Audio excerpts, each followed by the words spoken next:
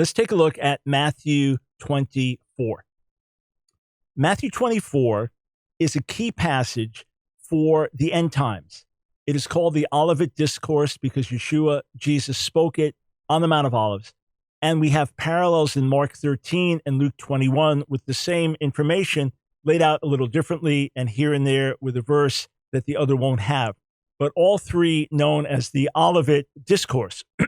Now, those who hold to a pre-trib rapture believe that Matthew 24 speaks of two different events as far as the end times. Obviously, it speaks of the destruction of Jerusalem in Jesus' day, but then there's the belief it speaks of a final destruction, a final attack at the end of the age. And in particular, the thing we're going to focus on now is that it speaks of a rapture and a second coming. Those who hold to this theology would say that Jesus is speaking to the Jews in Matthew 24, or that Matthew as a whole is speaking to the Jews, and it's for the Jews, not the church. However, there's obviously a rapture passage that must be for the church. What I want to look at is this. We're going to go through Matthew 24, and I'm just going to read it through and make some comments. What I want to point out is this. We're not going to get into a lengthy discussion of what applies to Jerusalem and that generation, the Jerusalem that was then destroyed 40 years after the time of Jesus, versus what applies just to the end of the age. We're not going to go back and forth on that. It's a whole other subject, and it's a worthy subject. All I want to do is this. I want to demonstrate that Jesus is speaking to one and the same audience the whole way through. In other words, whether it's his disciples, his believing disciples then, or he's believing disciples through the ages, or his believing disciples at the end of the age. In other words, you cannot make a distinction between this is for Israel, this is for the church. Some have attacked my post-trib position, saying you don't understand Matthew 24, it's all for Israel. You don't understand Matthew as a whole, it's all for Israel. Some hold to that. Well, if it's all for Israel, then why is there a rapture passage in that? Because according to a pre-trib teaching, that is for the church. All right, so let's take a look at Matthew 24. And reading from the Tree of Life version. And when Yeshua went out and was going away from the temple, his disciples came up to point out to him the temple buildings.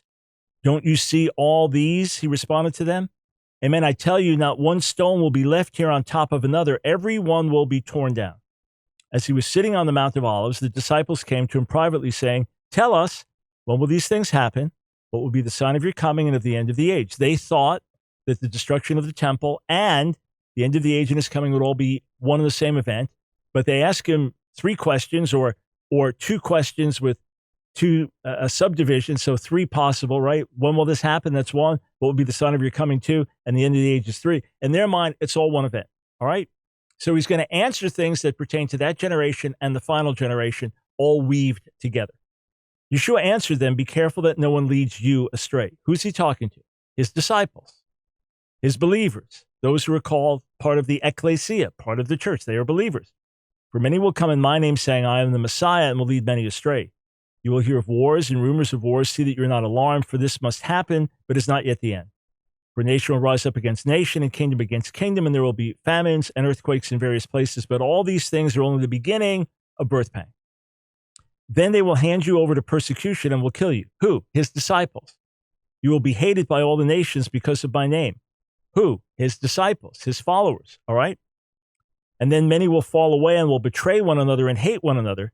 Many false prophets will arise and lead many astray. Because lawlessness will multiply, the love of many will grow cold, but the one who endures to the end will be saved. This good news of the kingdom shall be proclaimed in the whole world as a testimony to all the nations, and then the end will come. His gospel is frequently called the good news of the kingdom. So, when you see the abomination of desolation, which was spoken of through Daniel the prophet, standing in the holy place, let the reader understand. Then those in Judea must flee to the mountains. Now, this actually happened, according to ancient church records we have, that the Jewish believers in Yeshua, because of his warning, when they saw what was coming with the Roman armies, etc., they fled to Pella, which would be in Jordan today. They fled. So he's speaking to his disciples here, his believers, right? The one on the roof must not go down to take what is in his house, and the one in the field must not turn back to get his coat. Woe to those who are pregnant, to those who are nursing babies in those days. Pray that your escape will not happen in winter or on Shabbat. Why? Because it's going to be more difficult to travel at that time and to get away. Now, you may say, well, this applies primarily to the end of the age. There's just an earlier parallel. Either way, I see a both and. I see applicable to that generation and the final generation. But my only point I want to emphasize is he's speaking to his believing people, all right? Born again believers who are going to bear reproach for his name. Not just the Jewish nation as a whole, but his born again people who are part of the ecclesia, part of the messianic body, part of the church. For then there will be great trouble, such as not happened since the beginning of the world until now, nor ever will. And unless those days were cut short, no one would be delivered. But for the sake of the chosen, those days will be cut short. Then if anyone says to you, look, here's the Messiah, or there he is, do not believe it. For false messiahs and false prophets will rise up and show great signs and wonders, so as to lead astray, if possible, even the chosen. See, I've told you beforehand. So if they say to you, look, he's in the wilderness, do not go out. Or, look, he's in the inner rooms, do not believe it. Who's he talking to? His disciples who are waiting for him and longing for him and believing in him. For just as lightning comes from the east and flashes as far as the west, so also will be the coming of the Son of Man. Wherever the carcass is, there the vultures will gather. So he's going to come with judgment. But immediately after the trouble of those days, the sun will be darkened and the moon will not give its light, and the stars will fall from heaven, and the powers of the heavens will be shaken. Then the sign of the Son of Man will appear in heaven, and then all the tribes of the land will mourn, and they will see the Son of Man coming on the clouds of heaven with power and great glory. He will send out his angels with a great shofar, and they will gather together his chosen from the four winds, from one end of heaven to the other. So if you are a dispensationalist, if you believe in a pre-trib rapture, you say, this is referring to the second coming at the end of the age. But who's he been talking to? He's been talking to his followers this whole way through, his people, believers, the whole way through. It hasn't changed, all right? That's who he's been talking to. But let's just keep reading. Now, learn the parable from the fig tree. When its branch becomes tender and puts forth leaves, you know that summer is near. So also, when you see all these things, know that it is near at the door. Amen. I tell you, this generation will not pass away until all these things happen. Again, we can debate the meaning of that. First temple destruction, to those who see this at the end. Second temple destruction, or destruction at the end of the age. Either way, I should say destruction of the second temple in Jesus' day, a generation after that, or destruction of what would be a third temple at the end of the age. A temple hasn't been built yet. Okay, we can debate all that. But who's he? Who's he speaking to? His disciples. It hasn't changed. Heaven and earth will pass away, but my words will never pass away. But of that day, an hour, no one knows, not even the angels of heaven, nor the Son, except the Father alone. What day? He's just referred to his coming as a post-tribulational coming, and says no one knows that day or hour, all right? He's been speaking to his disciples, his people, the body, the whole time. For just as the days of Noah were, so will be the coming of the Son of Man. For in those days before the flood, they were eating and drinking, marrying and giving in marriage until the day Noah entered the ark, and they did not understand until the flood came and swept them all away.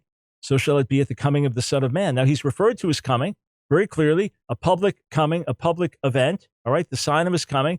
He's referred to it. Now he's referring to it again. Which coming? The one coming. They did not understand until the flood came, swept them all away. So shall it be at the coming of the Son of Man. Wait, we're told that's the rapture. This is a secret thing. This is going to be sudden and pull everyone out. But hang on. The coming that he spoke of is the coming of the Son of Man. His second coming after the tribulation of those days. That's what he's referring to. And no one knows that day or hour. All right? So you'll have the signs of what's happening, but no one knows the exact day or hour. And who's he talking to the whole way? His disciples. You say, no, this is about the rapture. Well, where did he change audiences? And I thought the rapture was for a different group of people, the church, and then the second coming, that had to do with Israel, and yet he's talking to believers the whole way through. Unless you're saying that the first Jewish believers weren't part of the church, and Peter and John weren't part of the church. Would you actually argue that? Then two men will be in the field, one taken and one left. Two women will be grinding at the mill, one taken and one left. Therefore, stay alert, for you do not know what day your Lord is coming. He just referred to his coming after the tribulation and saying you don't know the day or the hour. He's referring to that coming. Now he's saying to the same people, the audience hasn't changed. It's not two separate audiences. You can't read the text like that. You have to read something in that doesn't exist. These are not two separate audiences and two separate events. This is one event. The coming of the Son of Man, the coming of Jesus at the end of the age. We're caught up to meet him. Therefore, stay alert. For you do not know what day your Lord is coming. But know this, that if the master of the house had known what time the thief was coming, he would have kept watch and not let his house be broken into. So you also must be ready. You, the same ones I've been speaking to the whole time. For the Son of Man is coming in an hour you do not expect. One audience, one coming, one return. It's clear. It's clear.